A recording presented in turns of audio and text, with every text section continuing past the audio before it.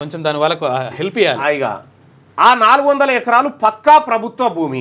ఇప్పుడు మనం ఈ వార్త చూసుకుంటే మనకి ఏమనిపిస్తుంది అంటే ఏది సుప్రీంకోర్టు కమిటీ వచ్చి తేల్చేసినట్టు ఆ 400 ఎకరాలు పక్కా ప్రభుత్వ భూమి అని తేల్చేసినట్టు అనిపిస్తుంది ఈ వార్త చూస్తే. కానీ లోపల చూస్తే కానీ కంచగచ్చిబౌలి ల్యాండ్స్ పై సుప్రీంకోర్టు ఎంపవర్డ్ కమిటీకి రాష్ట్ర ప్రభుత్వం నివేదిక. ఇది రాష్ట్ర ప్రభుత్వం ఇచ్చినటువంటి నివేదిక.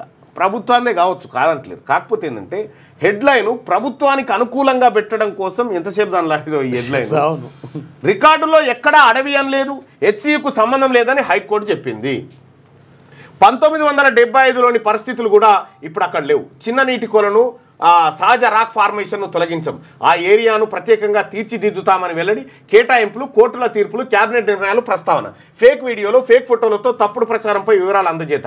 కంచగచ్చిబౌలిలో 400 ఎకరాలను పరిశీలించిన కమిటీ విద్యార్థులు, హెచ్సియు పాలకవర్గంతోనూ సమావేశం, వివిధ పార్టీల నుంచి వచ్చిన విజ్ఞప్తులను తీసుకున్న కమిటీ అంటూ ఇప్పుడు ఏది సుప్రీంకోర్టు ఇచ్చినటువంటి ఏదైతే కమిటీ ఉందో ఎంపవర్డ్ కమిటీ, ఆ కమిటీ కంచగచ్చిబౌలి ఏదైతే హెచ్సియు భూములు ఉన్నాయో ఆ హెచ్సియు భూముల దగ్గరకు వచ్చి పూర్తి స్థాయిలో దాన్ని ఎంక్వైరీ చేసి వివరాలు తీసుకొని పోవడం జరిగింది.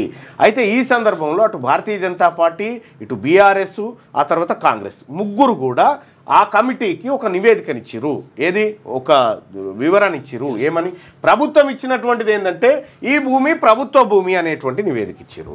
బీఆర్ఎస్ పార్టీ ఏమి ఇచ్చిందంటే దీనిపైన పూర్తి స్థాయిలో ఎంక్వైరీ జరిగి ఆ భూమి దానికే దక్కాలని. భారతీయ జనతా పార్టీ ఏం చేస్తుందంటే ఈ కాంగ్రెస్ బీఆర్ఎస్ రెండు కలిపి భూములు మింగే ప్రయత్నం చేసిరు అనేటువంటి నివేదిక వాళ్ళు ఇచ్చారు. సో ఇక్కడ ఈ 400 ఎకరాల భూమి చుట్టూ దాదాపు 15 రోజుల పూట గడిచింది మంచిగా. కానీ ఎస్ఎల్బిసి టన్నెల్లో మునిగిపోయిన శవాలు ఇంకా అన్నీ ఉన్నాయి. ఏవేవి? ఇంకా 6 రాలే, ఇంకా 6 శవాలు అన్ననే ఉన్నాయి. ఉందా ఆపరేషన్, ఆగిపోయిందా, ఏం తెలియదు. ఇక